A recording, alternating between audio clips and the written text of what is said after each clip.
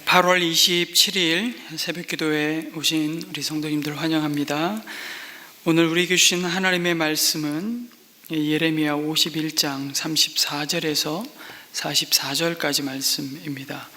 예레미야 51장 34절에서 44절까지 말씀을 봉독하겠습니다. 바벨로니아 왕 느부갓네살이 나를 먹었습니다. 그가 나를 멸망시켰습니다. 그가 나를 빈 그릇처럼 만들어 놓았습니다. 그는 바다의 괴물처럼 나를 삼켜버렸습니다. 맛있는 음식처럼 나를 먹어 제 배를 채우고는 나를 버렸습니다. 내가 당한 폭행을 그대로 바빌로니아에게 갚아 주십시오. 시온의 백성이 이렇게 호소할 것이다. 바벨로니아 백성이 나의 피를 흘렸으니 그들에게 그대로 갚아 주십시오. 예루살렘이 이렇게 호소할 것이다. 그러므로 나 주가 말한다. 보아라, 내가 너의 호소를 들어주며 너의 원수를 갚아주겠다. 내가 바벨로니아의 바다를 말리고 그 땅의 샘들도 말려버리겠다. 그러면 바벨로니아가 폐허 더미로 변하고 여우 떼의 구렬이 되어 아무도 살 수 없는 곳이 될 것이다.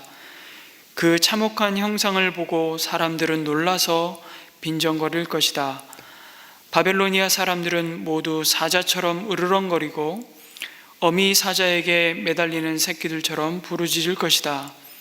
그래서 그들이 목이 타고 배가 고플 때에 나는 그들에게 잔치를 베풀어서 그들이 모두 취하여 흥겨워하다가 마침내 모두 기절하고 쓰러져서 영영 깨어날 수 없는 잠에 빠지게 하겠다. 나 주의 말이다. 내가 그들을 어린 양처럼 순양이나 순염소처럼 도살장으로 끌고 가겠다. 어쩌다가 새싹이 함락되었는가? 어쩌다가 온 세상의 자랑거리가 정복되었는가? 어쩌다가 바빌론이 세상 만민 앞에 참혹한 형상을 보이게 되었는가? 바빌론으로 바닷물이 밀려오고 요란하게 밀려오는 파도 속에 바벨론이 잠기고 말았구나. 성읍들이 황무지로 변하여 메마르고 삭막한 땅이 되었구나. 아무도 살 수 없고 지나다니는 사람도 없는 땅이 되었구나. 내가 직접 바벨로니아의 신 벨에게 벌을 내리고 그가 삼켰던 것을 그의 입으로 토하여 내게 하겠다. 문민족이 다시는 그에게 몰려들지 않을 것이다. 오늘 읽은 34절에서 35절 말씀은 하나님의 심판의 막대기였던 바벨론 왕 느부갓네살이 예루살렘과 유다에게 행했던 그 일들에 대해서 시온의 백성 이스라엘이 공의로우시고 영원한 재판장이신 하나님께 탄원하고 있는 장면을 말씀합니다. 하나님은 아수르 제국을 이미 멸망한 북이스라엘을 심판하는 도구로 사용하신 것처럼 바벨론을 하나님의 백성 남유다를 심판하는 도구로 사용하셨습니다.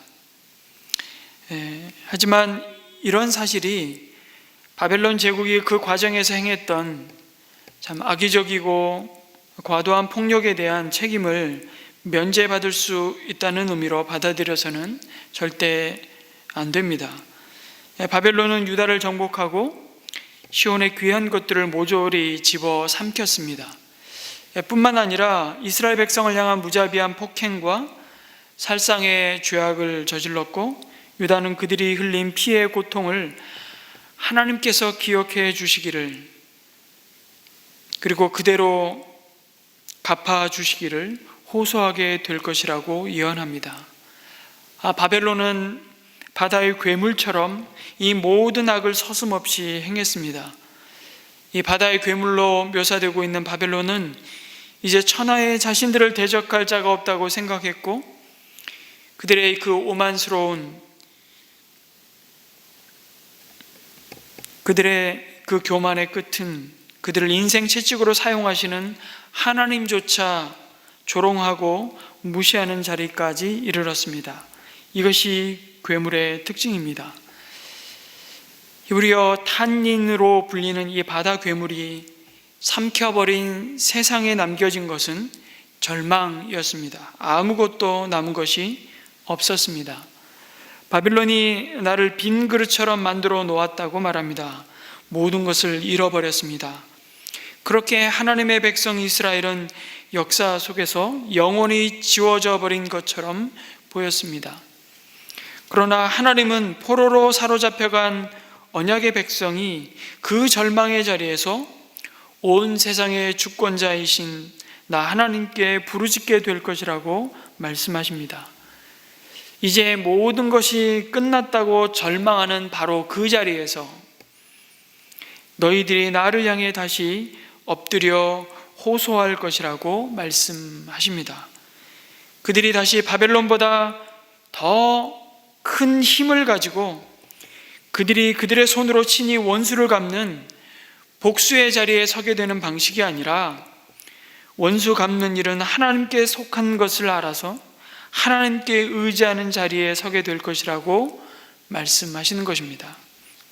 신명기 32장 35절에 이미 말씀하여 주셨듯이 원수 갚는 것은 내가 하는 일이니 내가 갚는다. 원수들이 넘어질 때가 곧 온다는 그 하나님의 약속을 이스라엘 백성은 가장 절망스러운 포로의 자리에서 믿게 될 것이라고 예언하십니다. 그리고 그들은 시편 74편의 말씀으로 환난 때에 부르짖어 기도할 것입니다. 시편 74편의 12절에 보면 오늘 예레미야서에 등장하고 있는 바벨론을 비유하여 표현하고 있는 바다 괴물 탄닌을 하나님이 부수셨다고 말씀하십니다. 12절의 말씀에 보니까 하나님은 옛적부터 나의 왕이시며 이 땅에서 구원을 이루시는 분이십니다. 주님께서는 주님의 능력으로 바다를 가르시고 물에 있는 탄닌들의 머리를 깨뜨려 부수셨으며 리워 야단의 머리를 짓부수셔서 사막에 사는 짐승들에게 먹이로 주셨으며 샘을 터뜨리셔서 개울을 만드시는가 하면 유유히 흐르는 강을 메마르게 하셨습니다 라고 시인은 노래합니다. 탄닌들로 상징되는 모든 악함과 불의함과 거짓됨과 교만함과 하나님의 형상을 파괴하는 모든 폭력과 하나님을 대적하는 모든 악을 멸하하셨음을 시편 74편의 시인은 노래하고 있습니다.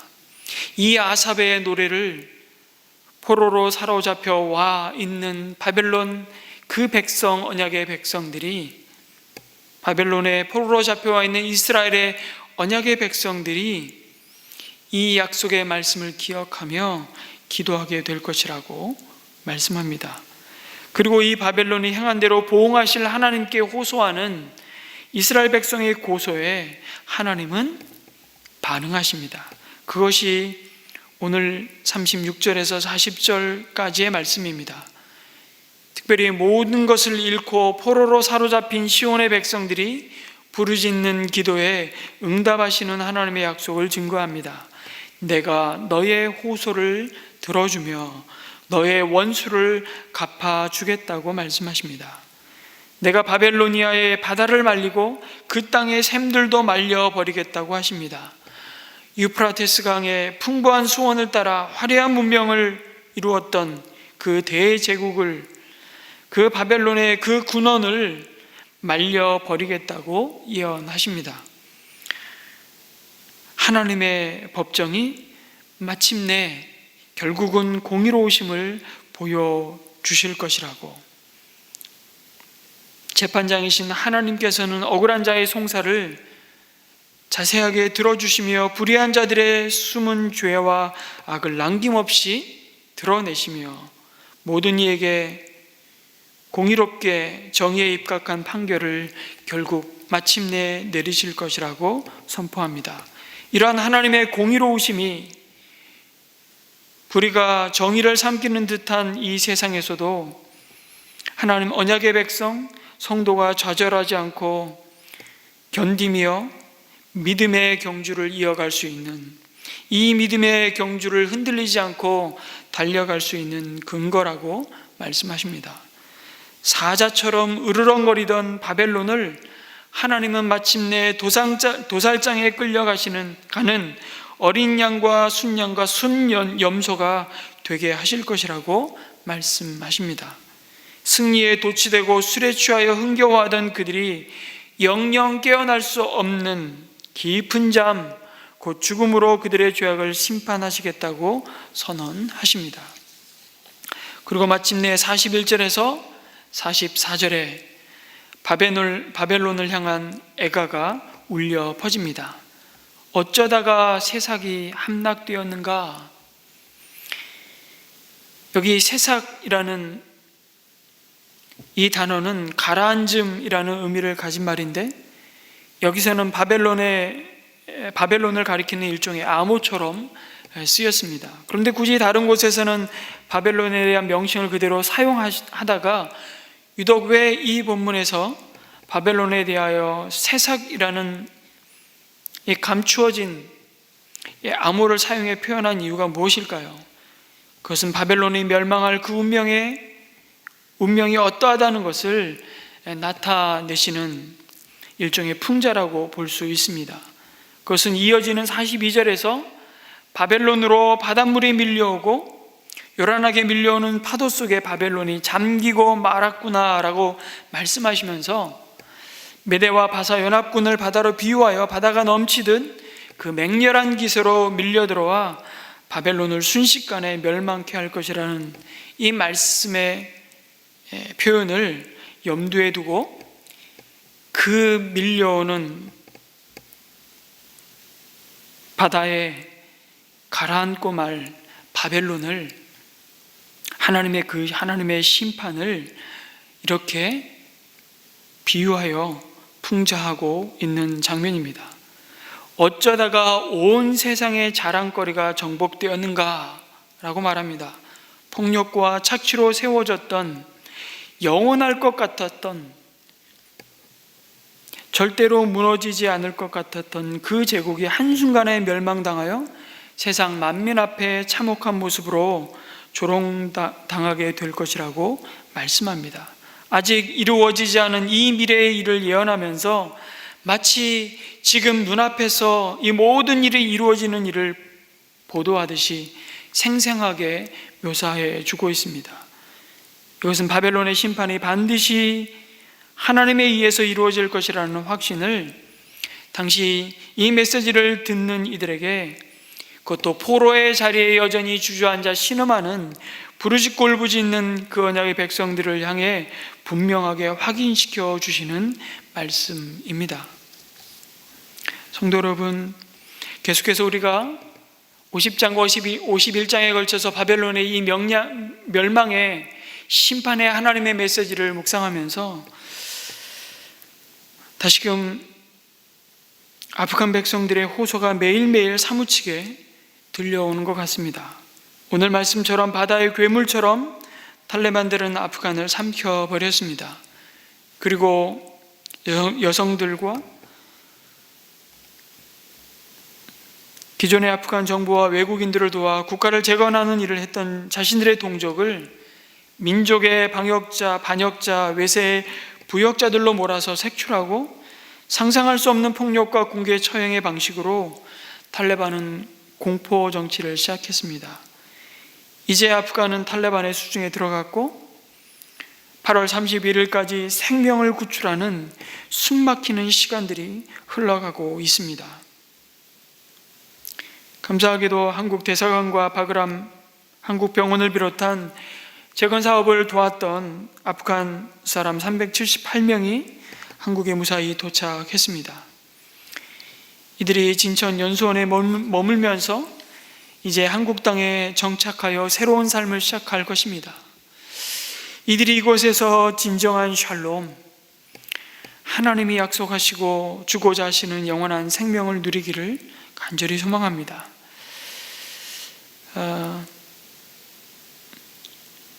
우리 최열매 선교사님 부부가 진천 연수원에서 함께 숙박하면서 법무부를 도와서 아프간 이주민들을 위한 통역 및 자원봉사를 신청해 놓은 상태이고, 우리 임동화 재원진 선교사님도 법무부로부터 연락을 받고 대기 중에 있습니다.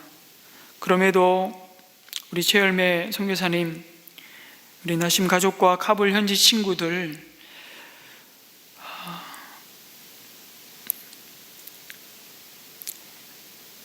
46명이 아직도 아프간을 나오지 못한 상황에 있고, 여전히 하나님께서 기적을 베푸셔서 그 생명의 길을 열어주시기를 함께 기도해 주시기를 부탁드립니다. 그럼에도 진천에서 만날 아프간 사람들을 진심으로 축복하고 섬기며 그들의 삶 가운데 이어질 그 만남을 위해서 함께 하나님의 은혜와 도우심을 기도해 주시기를 부탁드립니다. 탈레반 율법 학자들과 지도자들이 자신들의 잘못을 깨닫고 억압과 폭력이 아니라 사랑과 자비로 국민들에게 봉사하는 자들이 되게 해달라고, 특별히 이들이 그릇된 율법주의를 버리고 여성들과 어린이들, 소수 민족을 존중하는, 그리고 선교사들의 현지 동역자들과 제자들을 보호하여 주시고, 떠나야 하는 자들에게는 탈출의 길을 열어주시고, 남은 자들에게는 담대한 믿음을 주셔서 구원의 소망 가운데 그 고난과 박해를 견딜 수 있는 힘과 은혜를 부어주시기를 계속 기도해 주시기를 부탁드립니다. 우리나라를 포함해서 여러 나라들이 계속 그 아프간 난민들을 품게 하여 주셔서, 특히 주님의 몸된 교회들이 그리스도의 사랑으로 이들을 섬기게 하여 주시고, 그리고 이들이 다시 아프간 선교, 이슬람 선교의 그릇터기가 되게 하셔서 이들이 하나님의 그 민족을 향하신 하나님의 뜻을 이루어드리는 하나님의 거룩한 도구들로 하나님 아버지 새롭게 변화되는 놀라운 역사를 하나님 허락하여 주시옵소서. 불러내신 그들을 다시 한번 하나님께서 생명의 길로 인도하셔서 그들을 통해 그들이 헛된 우상을 다 버리고 참 생명이신 주님 앞에 돌아오며 예수 그리스도로 말미암아 그 땅에 새 생명의 부흥의 역사가, 다시 한번 회복의 역사가 일어날 수 있게 해달라고, 그루터기와 같이 하나님 아버지 흩어진 자들을 하나님께서 사용하여 주시도록, 준비시켜 주시도록 함께 기도해 주시기를 부탁드립니다. 우리 목장을 위해서도 오늘의 또 금요일마다 우리 줌으로 목장 모임을 모일 텐데, 우리 목장 모임을 위해서도 또 서로의 또 안부를 묻고 또 삶을 나눌 때 우리 목장을 통해서 오늘도 이 구원의 소식을 들어야 할 자들이 생명의 복음 앞에, 주님 앞에 항복하며 나올 수 있도록 하나님 그들을 긍휼히 여겨 주시옵소서. 우리 목장의 VIP와 우리 파송 후원 선교사님들을 위해서도 계속 기도해 주시기를 부탁드립니다. 기도하겠습니다.